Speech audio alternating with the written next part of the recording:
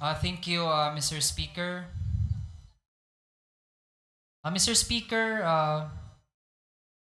I would like to ask our sponsor, kasi, Mr. Speaker, ang spokesperson ng Office of the Vice President na si Mr. Michael Powa ay actually present dito sa premises ng House of Representatives Complex, in particular sa People's Center nitong umaga. Mr. Speaker, nagpaabot po ba ng kahit anong forma ng komunikasyon ang Office of the Vice President regarding the fact that the spokesperson of the office will actually be present here in the House? Mr. Speaker, yung huli na communication na na-receive po natin ay yung tulat mula po sa Office of the Vice President reiterating na pinapaubaya na po ang budget ng OVP sa collective wisdom ng House of Representatives. So, wala po tayong natanggap na kasunod na sulat patungkol po sa kung sino po yung magiging duly authorized representatives po ng kanyang opisina.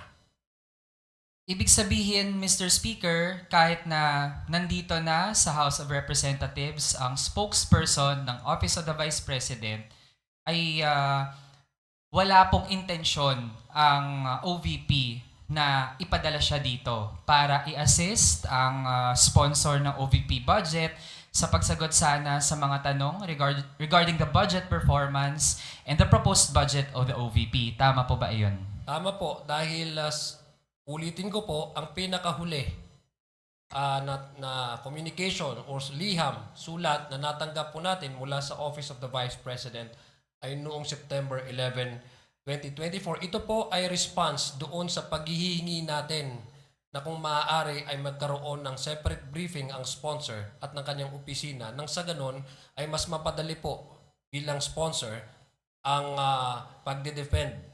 pagdepensa sa kanyang hinihingi na proposed budget po for 2025. So wala po talagang additional or succeeding letters or communication from the Office of the Vice President.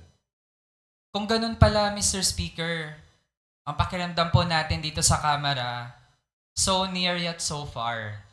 Nandyan na po, pero sadyang hindi pinapapunta ng Office of the Vice President kahit yung mismong spokesperson na nila.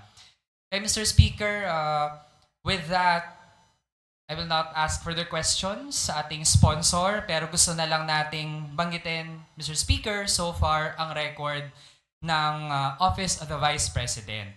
Mr. Speaker, strike 1, nag-astang Bully at Brat, ang nakaupong vice-presidente sa unang pagtalakay ng proposed budget nito sa Committee on Appropriations. Strike 2, wala sa pangalawang pagtalakay sa Committee on Appropriations. Strike 3, dumalo pero hindi nag-oath sa unang meeting ng Committee on Good Government and Public Accountability. Strike 4, pinaghintay tayo ng 17 hours sa plenaryo noong Lunes. Strike 5, pinaghintay ulit tayo kahapon sa plenaryo. Strike 6, ngayon sa huling araw ng plenary debates hinggil sa 2025 proposed national budget, absent. And strike 7, walang pinadalo ngayon sa second meeting ng Committee on Good Government and Public Accountability. Kung ganun, Mr. Speaker, mas malala pa ito sa mga estudyanteng nagbubulakbol. Ewan ko, Mr. Speaker, kung paano natin bibigyan ng ganitong grado ang ganitong public official, and this really sets a very bad model, not just to students, not just to young people, but to all public officials in government. Yun lang po. Maraming salamat, Mr. Speaker.